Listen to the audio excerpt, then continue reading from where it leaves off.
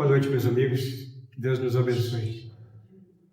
A nossa vida na Terra, ela é como um intercâmbio que a gente faz, né? A gente manda nossos filhos para um outro país para aprender o idioma, para aprender coisas novas, para estudar, para trabalhar, para conviver com uma outra família, fazer amigos. E da mesma forma, Deus manda a gente para a Terra, nessa forma de intercâmbio. E aqui a gente vem também para formar uma família, para amar as pessoas, para aprender um idioma novo, uma cultura, para aprender aquilo que nos falta. E o objetivo principal de nós nascermos na Terra é que nós venhamos a crescer, evoluir, aprender a sermos pessoas melhores, mais fraternas, com uma moral e uma ética mais aprimorada. Então Deus nos manda, esse Pai amoroso nos manda para a Terra nesse intercâmbio, mas como hoje na Terra, os pais que mandam os filhos para estudar fora, mandam junto um aparelho celular para os filhos poderem conversar com os pais sempre que precisarem, sempre que estiverem com saudade, precisar de um conselho, que precisar desabafar, que precisar contar um desafio, uma vitória que elas conseguiram. Da mesma forma, o nosso Pai, que é Deus, também nos dá um aparelho celular para que a gente possa conversar com Ele, escutar dele, dos nossos irmãos que estão lá em casa, que é o plano espiritual, os conselhos e recebemos ajuda. E esse celular que Ele nos dá é o que nós chamamos de mediunidade. Então, a mediunidade não é nada mais do que uma forma de nós, que aqui estamos isolados da nossa casa, longe de casa, podemos conversar com aqueles que nos amam, que estão lá. É claro que para falar com eles nós não precisamos de mediunidade, porque quando nós pensamos, quando nós oramos, quando nós falamos para eles, eles ouvem. O problema é de lá para cá, né? Quando eles falam conosco, para que nós possamos escutar, que nós possamos receber, aí então nós precisamos desse recurso chamado mediunidade. Então a nossa palestra hoje é uma conversa a respeito da mediunidade, mas não vou aprofundar o assunto da mediunidade em si. Essas 2 horas que eu tenho para falar é pouco tempo para falar de mediunidade, né? Por quê? Não são 2 horas? Ah, não, são 40 minutos menos ainda, né? Então, eu tive que escolher um foco, né, para falar da mediunidade.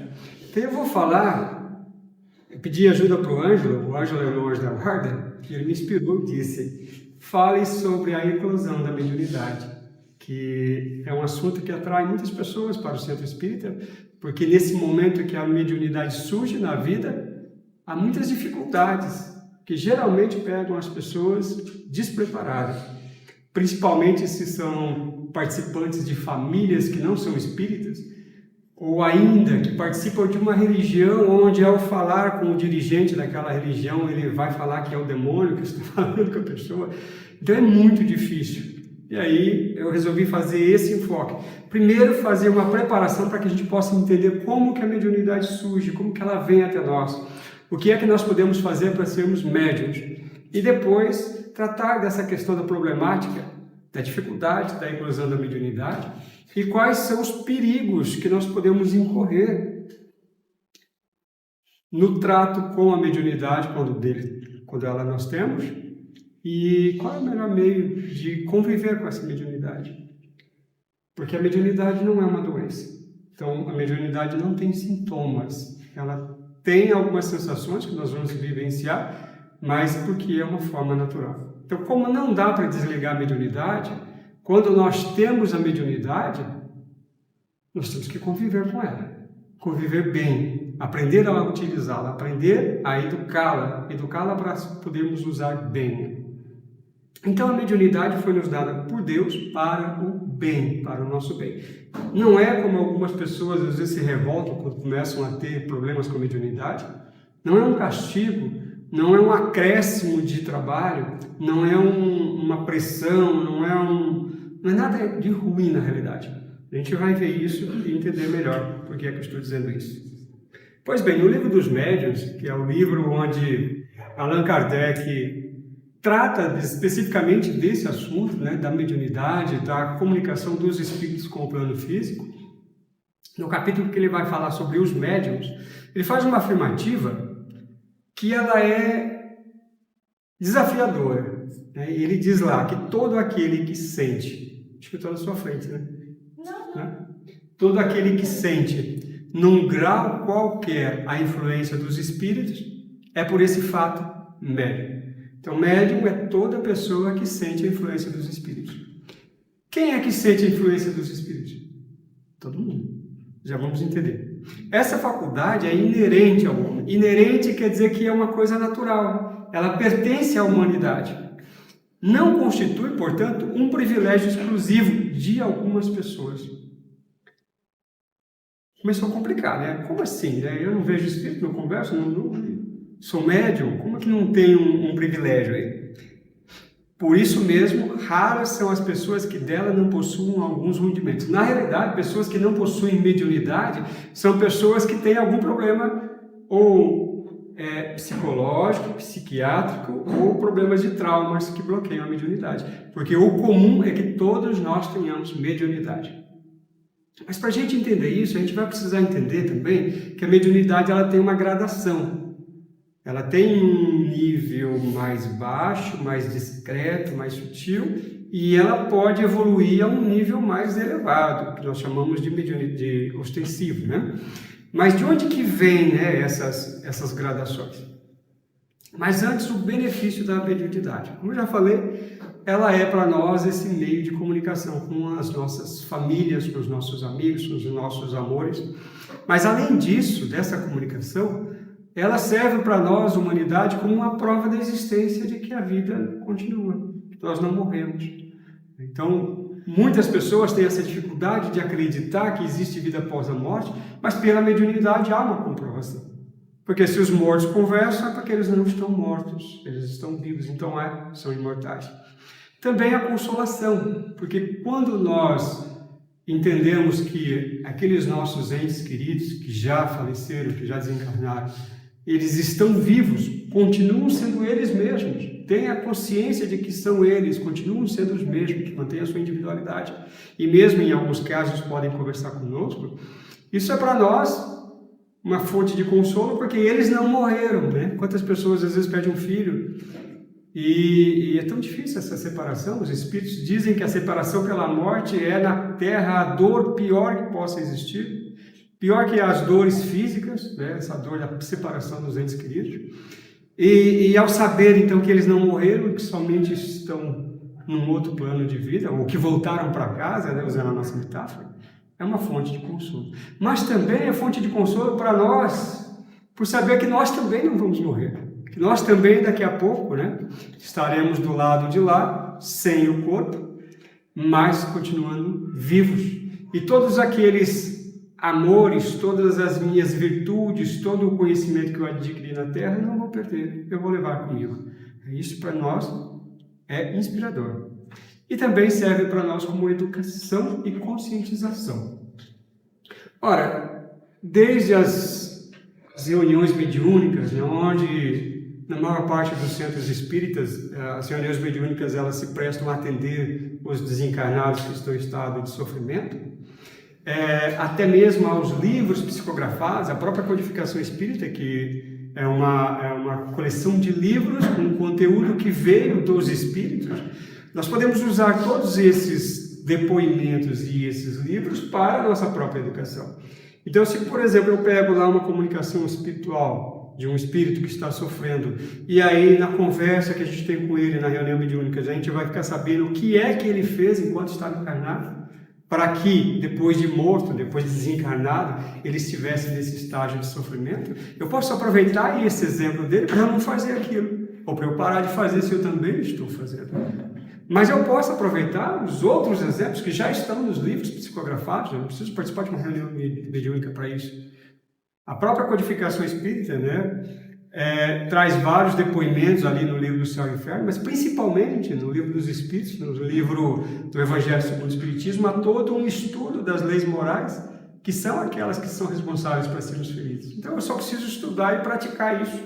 Aí eu tenho certeza que eu não vou sofrer. Então eu posso usar a mediunidade e todo esse produto que vem pela lavra mediúnica para a minha própria educação, para eu não precisar passar pelas experiências difíceis que muitos irmãos estão passando.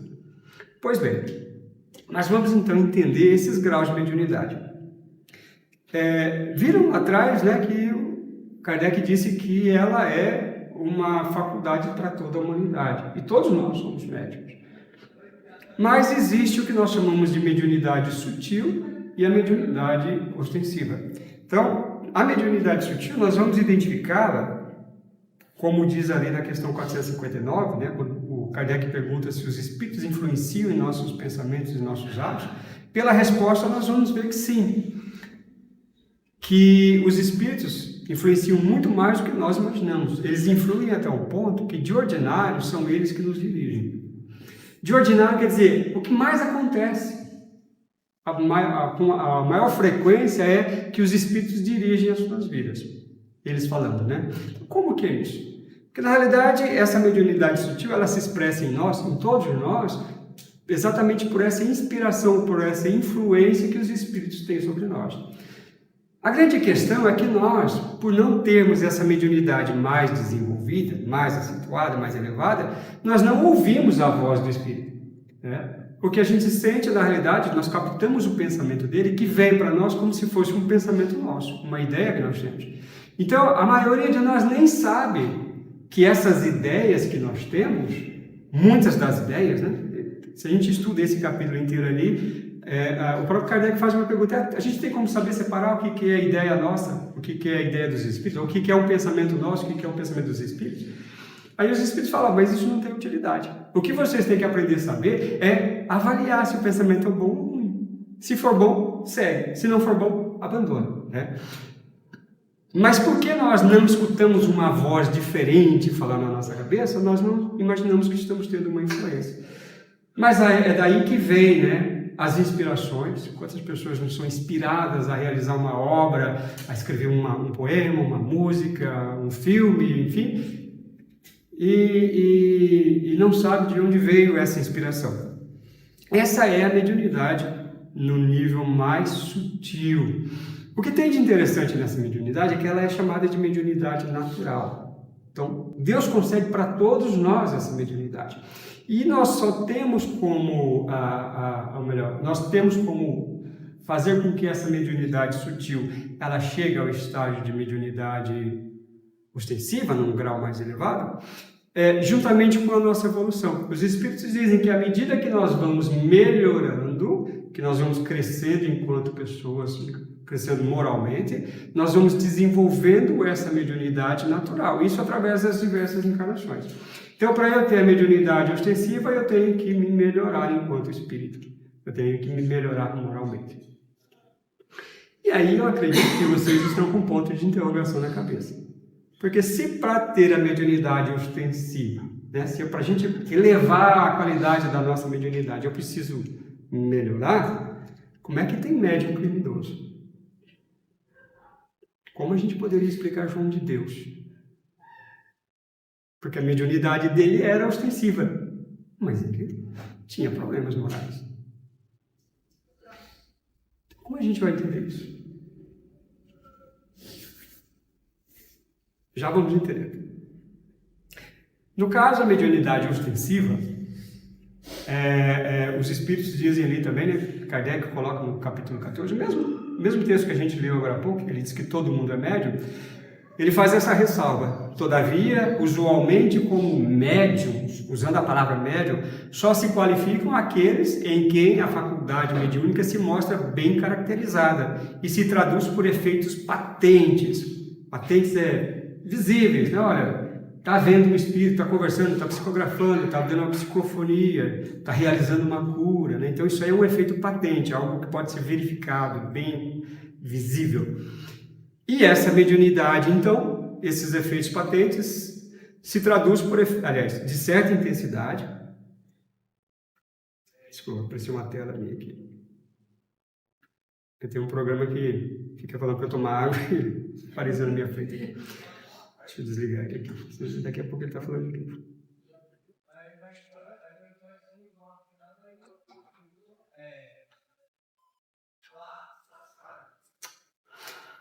Então dizia ali: todavia, usualmente, como médium, só se qualificam aqueles em quem a faculdade mediúnica se mostra bem caracterizada e se traduz por efeitos patentes, né, verificáveis, de uma certa intensidade, o que então depende de uma organização mais ou menos sensitiva.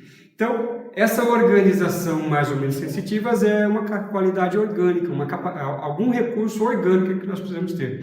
Os estudos mais recentes apontam, né, que essa organização ela reside na glândula pineal, que nos médiuns, né, que tem a faculdade mais desenvolvida, ela apresentaria alguns cristais, que seria então talvez isso a antena, né, que nos liga ali, a antena do celular, né, que faz com que os médiuns consigam receber e captar o pensamento, ou a voz mesmo, ou a visão dos espíritos. Pois bem, essa aqui seria o que diz sobre a ostensiva. Então agora vamos ver essa questão de por que existem médiuns criminosos, né? Eu não estou julgando o companheiro lá, mas a gente sabe que ele tinha uma mediunidade muito boa, realizava curas, que é uma ação caridosa, por mais que ele recebesse dinheiro por isso, mas ele se aproveitou dessa condição e cometeu crimes, foi julgado e condenado por mais de 100 anos, parece, 118 anos, se não me engano. Então, como explicar? Existe a mediunidade ostensiva natural. Então, esse nível mais alto de mediunidade tem ela natural. Que ela é natural porque quando ela é a continuação da mediunidade sutil. Lembra que eu falei que a gente vai evoluindo e a gente vai desenvolvendo essa mediunidade, ela vai melhorando, ela vai ficando num nível mais alto, uma gradação mais elevada. Então, a mediunidade ostensiva natural, né, os espíritos dizem ali, aliás, isso está lá no livro Vivência Mediúnica do Projeto Manuel Filomeno de Miranda. Eles dizem que quando então essa ascensão, esse crescimento, esse progresso, né, que acontece pelos caminhos da mediunidade se processa ou acontece no âmbito das expectativas normais, então, naturalmente, respondendo espontaneamente aos estímulos da experiência evolutiva, disse que a mediunidade é natural. Então, quando a mediunidade ela faz-se espontânea à medida que a gente vai melhorando, é a mediunidade ostensiva natural. Um exemplo, Chico Xavier. A mediunidade dele era do tamanho da moralidade. Né? Chico Xavier era uma das pessoas mais bondosas que já passaram pela Terra. Tinha uma caridade, essa fraternidade e amor pela humanidade. E a sua mediunidade era desse tamanho, né? do tamanho da sua moralidade. Então, essa é a mediunidade natural. Mas tem a outra, que é a outorgada. Então, nós podemos ser médiuns ostensivos quando nós desenvolvemos a mediunidade pelas múltiplas reencarnações, melhorando, ou nós podemos recebê-la por outorga. Outorga é quando há uma concessão sem que tenha havido uma contrapartida, sem que haja um merecimento, por exemplo, sem que eu tenha trabalhado para melhorar a minha mediunidade. Então, Kardec pergunta no livro dos médiuns também, o objetivo disso, né? Ele pergunta assim, olha, com que fim a providência divina, com que fim Deus outorgou de maneira especial a certos indivíduos o dom da mediunidade? A pergunta que ele faz, por que é que Deus escolheu algumas pessoas, certos indivíduos, não é para todo mundo que ele faz isso? Por que é que ele escolheu algumas pessoas e deu a mediunidade de graça, sem que essas pessoas precisassem se melhorar antes para ser um médium ostensivo? Parece que é uma injustiça, né? Porque a gente olha um médium assim e fala assim, nossa, como eu queria ser daquele jeito, né? Então, o que é que ele tem melhor que eu, que Deus deu para ele e não deu para mim? E aí eles vão dizer que é uma missão que se incumbiram e de cujo desempenho os faz ditosos, faz felizes. Então, se é uma missão que eles se incumbiram, é uma missão ou é um trabalho que eles aceitaram antes de nascer. E como é uma incumbência, tem uma responsabilização. Se eles se desempenharem bem, serão ditosos, felizes, vão passar bem. Mas se não, aí a coisa inverte. Então parece que assim, sabe, é uma aposta alta. Se eu conseguir cumprir a minha missão enquanto médium, eu vou me dar bem. Mas se eu não conseguir, e aqui a gente poderia citar o exemplo de Chico Xavier, se bem que dele não foi outorgado, né? Mas vamos pegar o exemplo do João de Deus. A dele foi uma outorga. E ele não conseguiu. Por mais que ele tenha sido um médium, realizado curas, mas ele não se desempenhou bem. Mas parece que está muito fácil, né? Aí eu vou de novo lá no livro Vivência Mediúnica, do Projeto Manuel Filomeno de Miranda, onde ele vai fazer com que a gente entenda essa outorga de uma forma mais palpável. Diz lá, vezes frequente, a maioria das vezes, né, frequente é uma coisa que acontece muito, todavia, um potencial maior de mediunidade é conferido como uma outorga, uma necessidade retificadora para compromissos negativos assumidos, né, num processo de expiação, ou mesmo como um mecanismo acelerador da própria evolução. O que ele está dizendo? A maioria das vezes, então, que as pessoas recebem essa mediunidade por outorga é porque está com muita dívida perante a justiça divina. E uma forma de pagar rápido essas dívidas é nascer médium. Passar por todas as dificuldades da mediunidade e pelo risco que o médium corre.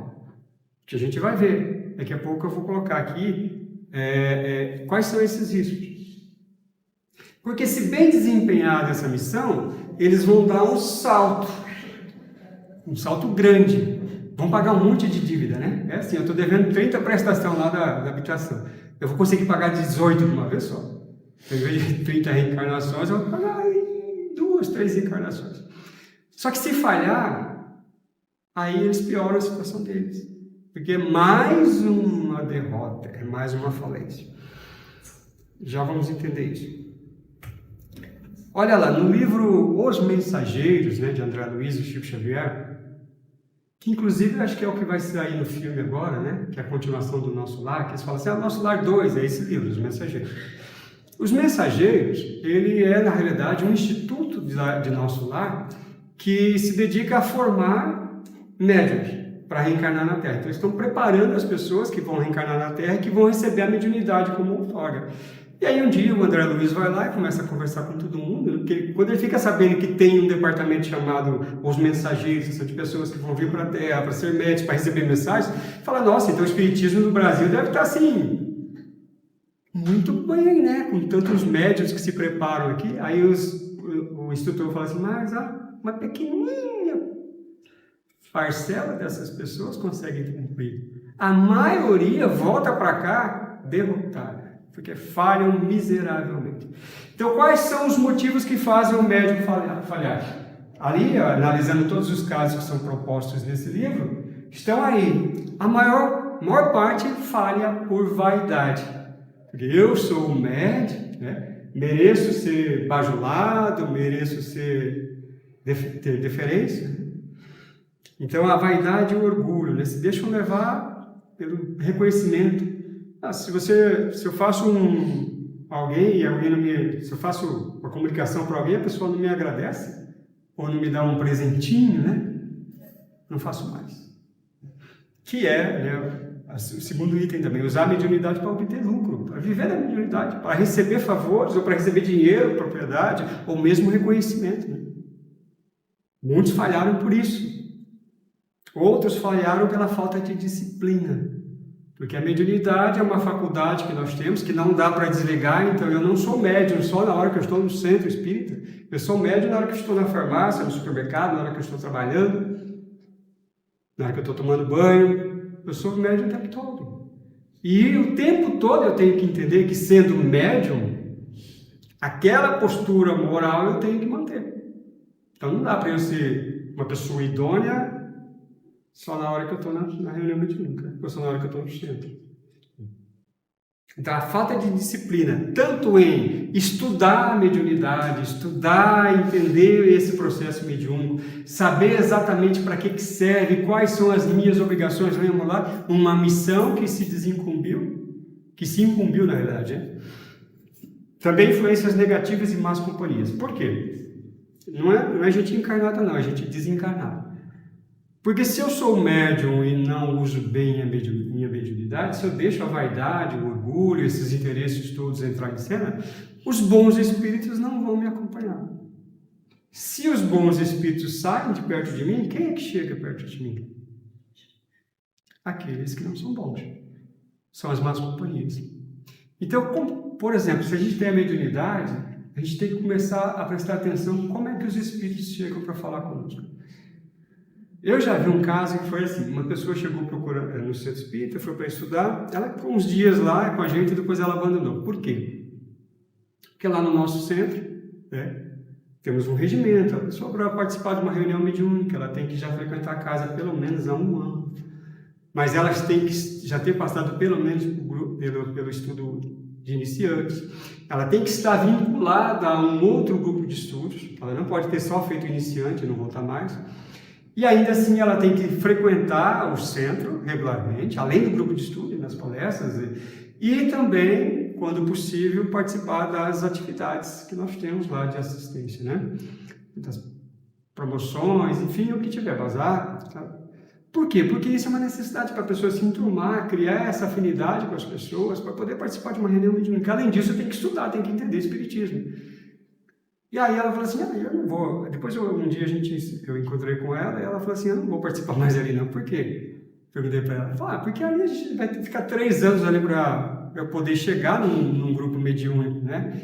E o meu mentor ele falou assim, pode sair de lá, não dá ouvido para esses velhos lá não, porque são muito atrasados. Pode deixar que tudo que você precisar aprender eu vou te ensinar.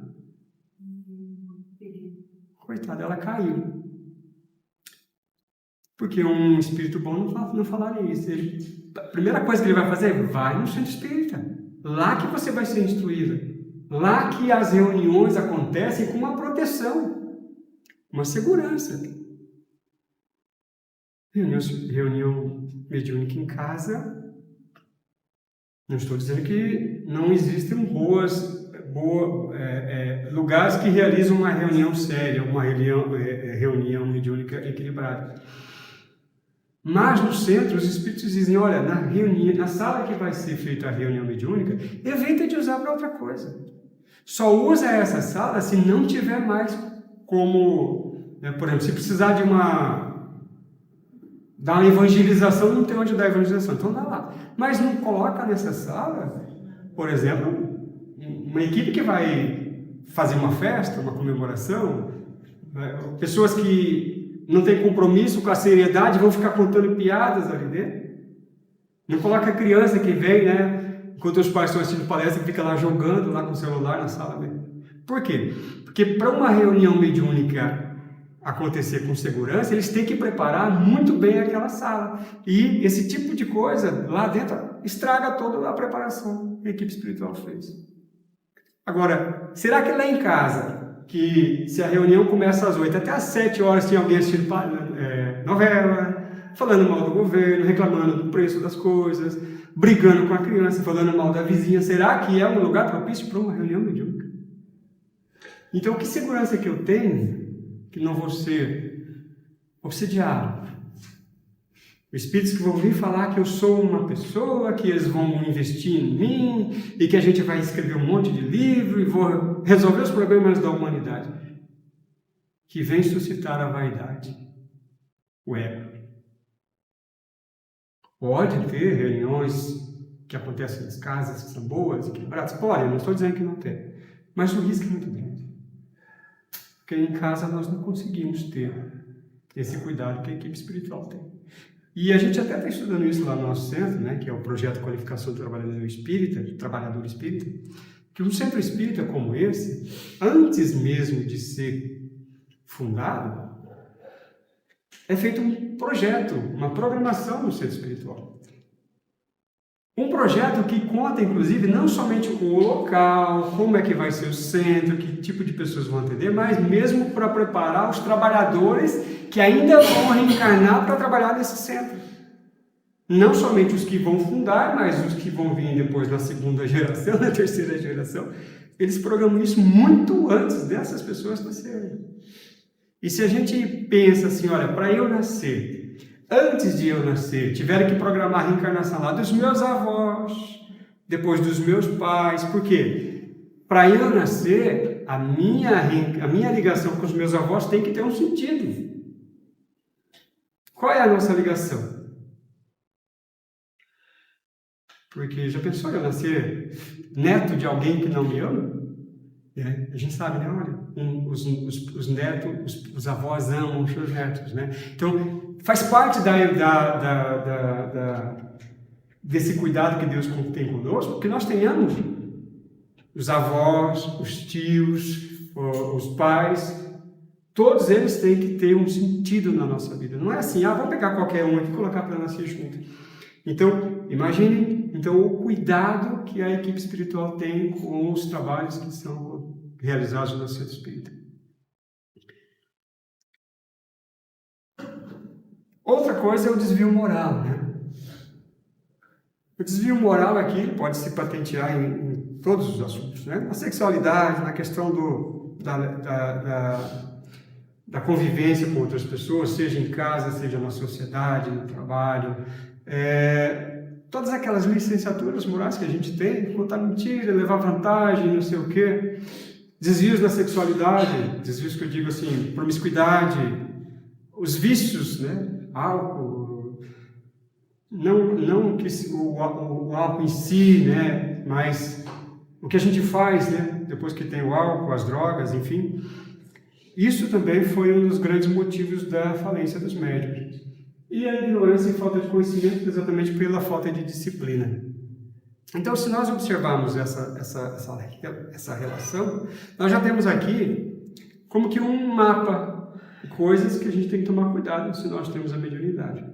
Mas se eu não tenho a mediunidade ostensiva ainda, e eu quero construir uma mediunidade ostensiva natural, eu também tenho que prestar atenção nisso. Então não é só para os médiums, grandes médiums, é para todos os médiums, mesmo aqueles que estamos ainda na mediunidade sutil.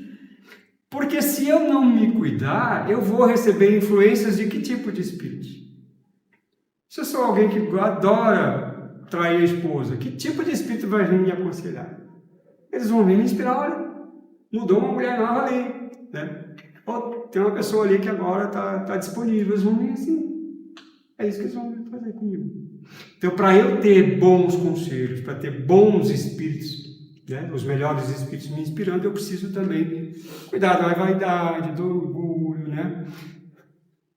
Ter disciplina e comprometimento, evitar as más companhias, tanto as físicas quanto as espirituais, cuidar da minha moral e estudar, principalmente estudar as leis divinas, né? As leis morais.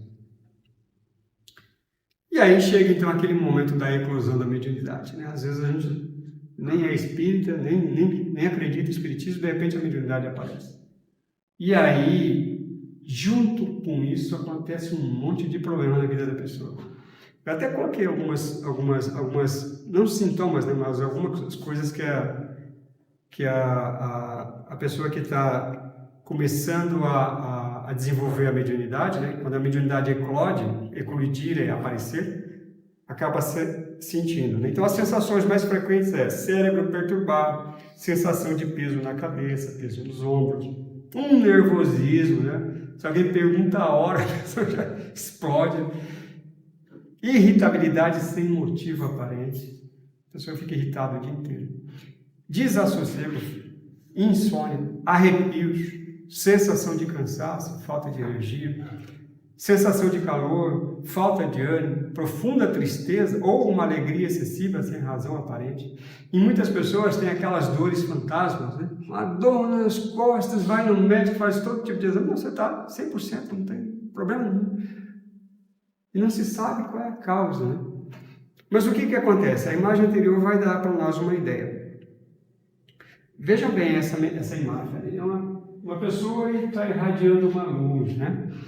Que o Eliseu Rigonati, no livro Mediunidade Sem Lágrimas, ele afirma: quando a mediunidade começa a se manifestar, do corpo do médium desprende-se uma irradiação fluídico-nervosa, uma espécie de fluido, que tem um certo brilho, é uma coisa brilhante, que envolve o médium numa espécie de luz espiritual. Essa luz atrai irresistivelmente espíritos sofredores em busca de alívio. Então, o que acontece? A pessoa, quando começa a desenvolver a mediunidade, quando a mediunidade começa a eclodir, não desenvolver, né? Desenvolver é aquilo natural, né?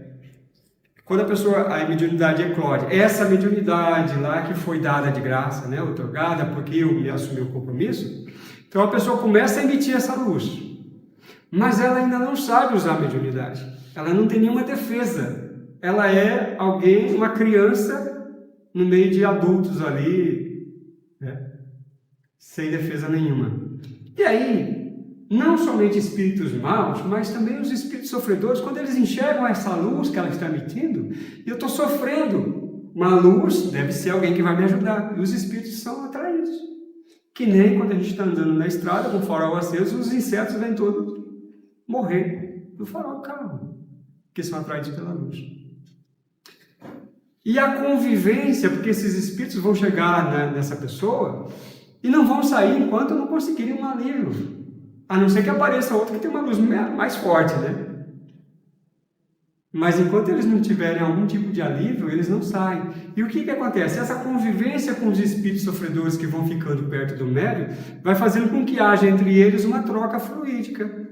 Então aquilo que eu estou sentindo bem, de bom, né? Que eu tenho saúde, eu estou bem, eu vou compartilhando com ele, então ele começa a ter um alívio, aí falar, daqui eu não saio mais. Mas em contrapartida eu começo a receber dele o que é a dor que ele está sentindo, dor nas costas, eu estou sentindo tristeza, eu estou sentindo amargura, eu estou com raiva de fulano, eu estou irritado, então eu começo a receber. E é isso que o médium, a pessoa que está em a mediunidade que está eclodindo, por isso que ela fica irritada, sentindo dor, peso na cabeça, peso no ombro, porque tem espíritos com ela que estão sentindo isso e estamos trocando esses fluidos. Então, o que eu tenho que fazer para resolver isso? Eu tenho que aprender a usar a mediunidade, eu tenho que educá-la. Porque um médium educado, ele vai saber controlar isso. Então, existe a hora de exercer a mediunidade? Sim, que é lá no centro, toda semana, às 7h30 da noite. Então, é lá que eu vou deixar. E quando eu sentir que esses espíritos estão vindo até mim, eu começo a sentir essas influências, eu já começo a direcionar, olha... Mentor, né, eu faço a minha prece, já entro em contato com os mentores do centro, da reunião mediúnica que eu frequento, e já começo a direcionar esse povo para lá. Um médium orientado sabe fazer isso. Um médium inexperiente não sabe. É por isso que nós precisamos aprender a educar a mediunidade. Porque aqui a gente está falando dos espíritos sofredores, mas os maus também enxergam. E quando eles percebem que tem alguém que é verde, né, que não sabe, é lá que eles vão. Ô, meu irmão, você é médium, então vamos agora resolver os problemas da humanidade. Nós dois. Eu vou falando, você vai escrevendo, nós vamos ser maior que Chico Xavier. E a pessoa cai. Aí ela fala assim, eu não vou no centro, porque o meu mentor disse que ele vai me ensinar tudo que eu preciso saber. Ingenuidade. Então, como educar a mediunidade? Primeira coisa, tem que estudar. Estudar o quê? Espiritismo. Ah, mas aí também não dá, né? A gente fala assim, você não está usando isso para forçar as pessoas a ir para o centro? Bom, as pessoas têm que ir para um lugar que estuda a mediunidade cientificamente. Onde isso acontece? Se as igrejas oferecessem isso, seria ótimo. Mas e outras religiões? Sim, existem outros grupamentos religiosos, que não vou dizer que são religiões, são... vamos chamar de religião, por falta de outro nome. Mas quando acontece deles estudarem mediunidade, que livros que eles usam para estudar? Livro dos médiuns. Então por que não? O melhor lugar é o centro espírita. Porque aqui nós temos um compromisso com a doutrina espírita. Outros lugares eles podem usar, não, esse aqui eu vou adotar, esse aqui eu não vou, porque eles não têm compromisso nenhum. Então, o melhor lugar é ir à fonte, né? Por isso que é importantíssimo estudar o Espiritismo, porque nós não podemos entender somente a mediunidade. Nós temos que entender a lei de causas e efeitos, reencarnação, a imortalidade. Então, a gente vai ter que estudar tudo, as leis morais, porque como é que a gente vai falar com o Espírito? Outro dia mesmo, né, numa reunião mediúnica, eu estava atendendo, né, dialogando com o Espírito, e tinha um que vinha sempre, e ele era um obsessor, ele tinha muita raiva de uma pessoa que tinha feito alguma coisa para ele, e ele sempre vinha e despejava o ódio e tal, e a gente tentava conversar com ele, dialogar, ele nunca tinha aceitado. E um dia eu fui inspirado para falar com ele. Então ele chegou e falou, né, que estava com raiva, que ele fazia mesmo, ele apontava uma bagunça na vida da pessoa, ele queria ver todo mundo morto, a pessoa, os filhos e tal. Aí eu falei para ele assim, olha, eu vou dizer uma coisa para você, se fosse eu no seu lugar, eu faria a mesma coisa. Porque, realmente, né, tudo que ela fez por você, você tem razão. Eu falei, mas agora eu vou fazer uma pergunta, você é feliz fazendo isso? Ele parou assim, de fato eu não sou feliz. Isso causa muito sofrimento para mim. Falei, então que tal a gente agora esquecer dessa pessoa que te fez o mal? Vamos pensar um pouco em você. Deixa pra lá. Perdoa, ou esquece por um momento, vamos ser tratados, vamos ser acolhidos, vamos continuar a sua vida e existência, deixar de sofrer. Ele não aceitou nesse dia, mas ele foi o primeiro dia que depois, na continuidade, ele aceitou. Aceitou ir para um atendimento. Porque para isso acontecer, a gente tem que entender a lei de causas e efeitos. Porque o mal produzido só vai produzir o mal. Não tem como eu fazer o mal para uma pessoa e ser feliz com isso. Nunca o mal vai produzir o bem. Então eu tenho que estudar. E o melhor lugar para estudar é o centro espírita. Eu vou estudar o básico, vou aprender espiritismo e depois, à medida que na casa haja disponibilidade, eu vou então fazer um curso de mediunidade para no futuro, se for possível, eu começar a participar de uma equipe mediúnica. Mas também eu tenho que desenvolver as minhas virtudes, tenho que trabalhar para me melhorar, tenho que olhar em mim quais são os vícios que eu ainda mantenho e tenho que ir cortando esses vícios. Mentir menos, falar menos mal das vidas das pessoas. Vai diminuindo todas as coisinhas que a gente faz, né, que eu faço, vocês não fazem, mas tem que ir diminuindo para até o momento que a gente zera. Para que eu tenha os melhores espíritos do meu lado. Disciplina e regularidade, porque eu tenho que entender que não é porque eu vim aqui no centro hoje que eu vou tomar um passe e daí as coisas vão se resolver na minha vida. A mediunidade, ela vai precisar que eu tenha esse tempo de estudo, de preparo, porque num curso de educação mediúnica não é só estudar a matéria, a mediunidade. Também há treinamentos de concentração, por exemplo, como é que alguém vai participar de uma reunião mediúnica como um médium de suporte que só fica lá rezando? Como é que eu vou conseguir ficar lá 1 hora vibrando pelos espíritos? Se eu não tiver antes um preparo, um treinamento, eu preciso. Então, existem muitas coisas que acontecem nesse curso de formação da mediunidade, além de estudar a mediunidade em si, entender a mediunidade. Mas o que nós não podemos abandonar nunca é a prece. Eu vou orar para Deus, para o meu anjo da guarda. E quando eu sou médium, eu ainda tenho um outro auxílio, que é o meu protetor espiritual. Lembra o Chico Xavier? Tinha o Emmanuel. Só que o Emmanuel não era o anjo da guarda do Chico. O Emmanuel era o protetor, o cuidador da mediunidade do Chico. O Divaldo tem a Joana de Ângeles, mas a Joana de Ângeles não é o anjo de guarda, ela é a administradora da mediunidade. Então ela é a protetora espiritual dele no campo da mediunidade. Além disso, tem o anjo da guarda. Né? E o que ela faz? Ela está ali para ajudá-lo nesse desenvolvimento e no trabalho mediúnico. Então é um a mais, né? E cuidar da saúde, tanto a saúde física quanto a saúde mental, né?